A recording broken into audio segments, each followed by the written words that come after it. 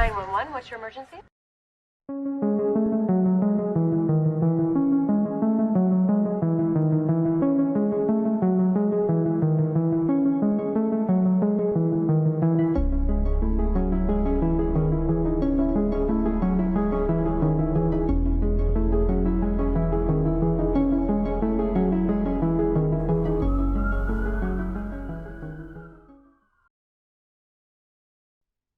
Hola amigos, espero que estén todos súper bien. Yo soy Mika y les doy la bienvenida a este nuevo episodio de Un Rato de Misterio. En el día de hoy les traigo el caso real que inspiró la película de terror Scream. Antes de empezar, los invito a seguir el podcast desde la plataforma que me estén escuchando, ya que eso ayuda un montón a que estos episodios sigan circulando y esta comunidad crezca cada día más. Ahora sí, una vez más, y como siempre, los invito si quieren a buscar un té, un café, lo que les guste tomar, y empezamos con el caso.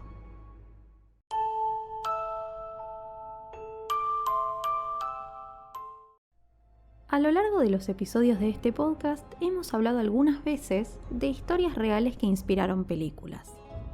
Y en el día de hoy les traigo otra de ellas. Más precisamente, vamos a hablar del caso que inspiró a Kevin Williamson a escribir Scream, una de las películas más populares del cine de terror que en 1996 dio inicio a una franquicia que sigue activa hasta el día de hoy. Y de hecho, me aventuro a decir que incluso aquellos de ustedes que no vieron ninguna película de Scream podrían reconocer a Ghostface, el misterioso asesino en serie que atormenta a los protagonistas de estas producciones.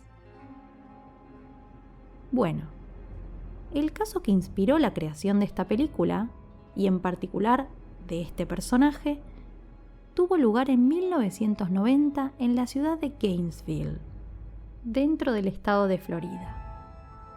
De hecho, el asesino del que les voy a contar a continuación pasó a la historia como el Destripador de Gainesville. Pero antes de contarles qué es lo que hizo este hombre y por qué inspiró la película, empecemos por presentarlo y dar un breve contexto de lo que fue su vida. El protagonista del caso de hoy se llama Danny Rolling y nació en Luisiana en 1954. La infancia de Danny no fue demasiado agradable, porque su padre era un hombre muy violento que descargaba su ira en su esposa e hijo, algo que hacía que la convivencia en esa casa fuera insostenible. Con el paso de los años, Danny fue desarrollando algunos trastornos psicológicos, como el trastorno de personalidad múltiple, desorden antisocial, trastorno límite de la personalidad y algunas parafilias sexuales, aunque nunca se trató con profesionales de la salud mental. Resulta que fueron pasando los años, Danny terminó la escuela y decidió enlistarse en el ejército, pero al poco tiempo lo echaron por consumir drogas. Unos años más tarde de este suceso, se enamora de una mujer con la que se casa y tiene una hija, pero su patrón de conducta en su familia era exactamente igual al de su padre, por lo que su esposa pidió el divorcio al poco tiempo de casarse. Y esta situación hizo que Danny se volviera aún más violento y además dio inicio a una larga historia criminal que empezó muy paulatinamente. Lo primero que hizo Danny fue robar en negocios cosas chiquitas, que nadie se diera cuenta. Y con el pasar del tiempo se fue envalentonando, dejando a sus víctimas muy lastimadas y terminando él mismo en la cárcel. Eventualmente empezó a espiar y perseguir mujeres en la vía pública, algo que también provocó que la policía lo detuviera. Para noviembre de 1989, Danny cometió sus primeros asesinatos en la ciudad que lo vio nacer. Entró a una casa por la noche, a la hora de la cena, y asesinó a 3 personas: un hombre de 50 y pico, su hija y su nieto, de tan solo 8 años. Sin embargo, en aquel momento logró salir airoso porque nadie lo relacionó con el crimen. Acto seguido, aprovechó para vengarse de su padre por hacerle vivir una infancia marcada por la violencia. Entonces viajó a su casa, se presentó sin avisar y le disparó en la cabeza y en el estómago. Pero contrario a lo que esperaba Danny, su padre sobrevivió y en cuanto pudo, lo denunció por intentar asesinarlo. Así, a Danny no le quedó otra que escaparse por un tiempo y de esa forma es que llega a Gainesville, donde empezaría su racha de asesinatos. Estamos hablando, más o menos para que se ubiquen, de agosto de 1990. Bien, resulta que Danny llega a esta ciudad y se oculta en la zona de la Universidad de Florida. Y para el 24 de agosto ingresa al departamento de 2 estudiantes mientras dormían para asesinarlas brutalmente. Estas estudiantes eran Christina Powell y Sonia Larson, y fueron descubiertas por la policía poco tiempo después porque los vecinos de la zona denunciaron que la música en el departamento estaba muy alta. Para que se den una idea de lo rápido que actuaba este asesino, su segundo crimen en Gainesville sucedió mientras la policía investigaba el departamento de Christina y Sonia. La segunda víctima fue Krista Hoyt, otra estudiante que vivía por la zona. La diferencia con el crimen de las 2 primeras chicas es que Krista no estaba en su casa cuando Danny entró, por lo que el hombre decidió esperarla y una vez que ésta llegó, abusó sexualmente de ella y posteriormente la asesinó. Ya con este segundo crimen, la policía empezó a atar algunos cabos. Sabían que estaban lidiando con un asesino en serie que mataba muy temprano por la mañana y que siempre ponía música muy alta mientras lo hacía. Para llevar a cabo los crímenes usaba un cuchillo muy grande, solía robar alguna prenda de las víctimas, generalmente la ropa interior, y se bañaba en el lugar antes de irse. Como se imaginarán, la ciudad entera estaba aterrorizada por este asesino en serie, sobre todo los estudiantes de la universidad y las familias de los mismos. Y la seguidilla de crímenes de Danny provocó que se tomaran un montón de medidas para poder garantizar la seguridad de los jóvenes.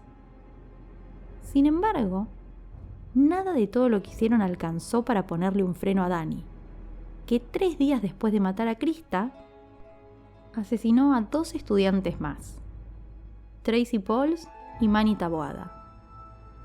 Pero a la carrera criminal de Danny no le quedaba demasiado tiempo, porque el 7 de septiembre, pocos días después de sus últimos asesinatos, Danny es detenido mientras se encontraba robando en un negocio. Si bien el motivo de la detención era justamente el robo, cuando la policía revisa sus antecedentes, encuentran la denuncia de su padre por intento de homicidio e investigando un poco más, dan con el triple crimen del que les conté hace un ratito, el de la familia que nadie relacionó con él, o al menos nadie lo había hecho hasta ese momento. Con toda esta nueva información, decidieron tomar muestras del ADN de Danny para ver si coincidía con el que encontraron en las escenas del crimen de todos los jóvenes universitarios, lo cual, por supuesto, terminó confirmando que Danny había estado involucrado. En noviembre del año siguiente, Danny Rolling fue acusado por los 5 asesinatos de Gainesville, pero él mantuvo su inocencia durante 3 años y recién en 1994 cambió su discurso. ¿Qué fue lo que pasó ese año que lo hizo cambiar?, se preguntarán. Bueno, una periodista llamada Sondra London. Sondra y Danny empezaron una relación por carta que eventualmente se convirtió en un vínculo amoroso. Y con toda la información que le dio Danny sobre los asesinatos, Sondra escribió el libro The Making of a Serial Killer, que después se adaptó a formato documental.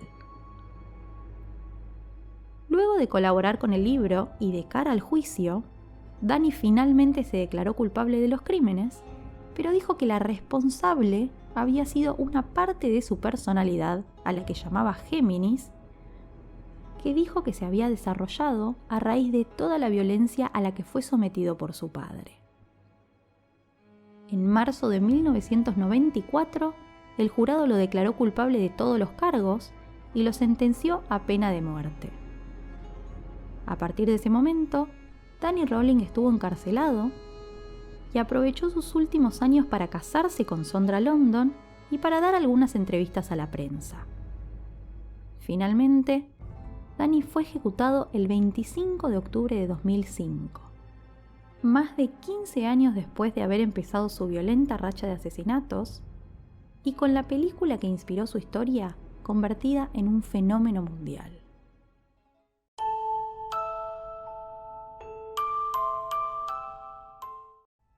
Espero que les haya gustado este nuevo episodio del podcast y les agradezco por haber llegado hasta acá. Si quieren, pueden apoyar esta producción desde cafecito.app/unratodemisterio y también suscribiéndose, dando like o compartiendo su episodio preferido con otras personas. Queridos amigos, eso ha sido todo por hoy. Les mando un beso grande y los despido. Hasta el próximo episodio.